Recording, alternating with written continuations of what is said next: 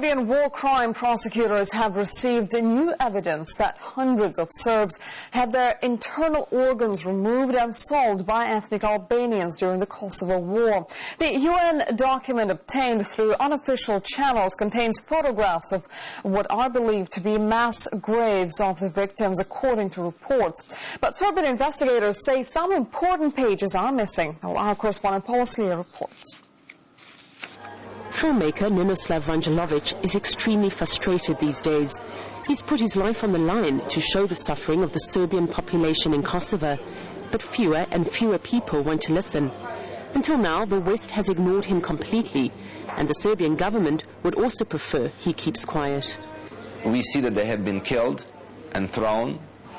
Now there is legitimate concern that some of them had been used as to take organs from their body and killed later on. But the thing is, what we do now in 2008, as far as that issue, we can only reconstruct. But what do we do today to make sure that the civilized solution for Kosovo crisis is going to be achieved?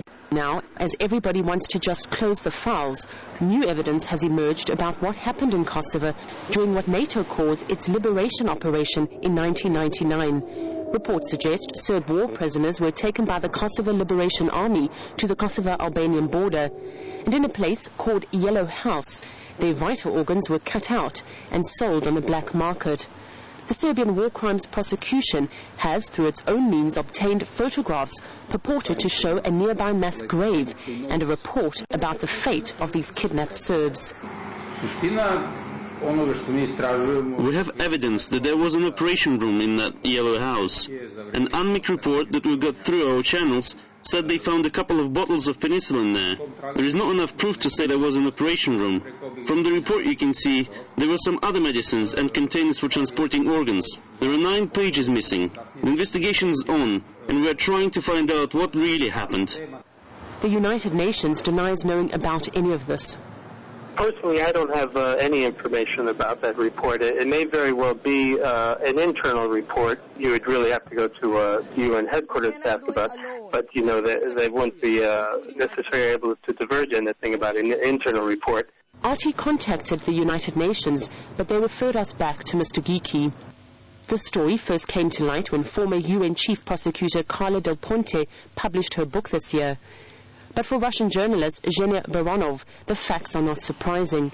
He's been working on this story since the war, and the latest information just confirms what he suspected all along. The first serious information came in 2006. There's a town Murderi at the administrative border between Kosovo and Serbia. And at that time, international forces were handing over the remains of the Serbs that were exhumed to Kosovo. Among the relatives, there was this woman who hysterically tried to tell journalists who gathered there that her husband had been gutted and his organs had been taken to one of the hospitals in the city of Gnjilani in Kosovo. His parts had been sold and his remains had been buried in the courtyard of that hospital. At that moment, everybody thought she was insane, and everybody thought so until April this year. In November, Kosovo police arrested 2 citizens, one Israeli and one Turkish, for illegal organ trafficking. They're under investigation, and maybe from them, new light will emerge on the story. UNMIC is pulling out of Kosovo and being replaced by a European mission. But this does not mean that the ghosts of the past will be leaving with it. Today, with the vying for political power inside the Albanian society in Kosovo, it's likely that more and more information about these war crimes will be coming forward. Paul Slier, RT.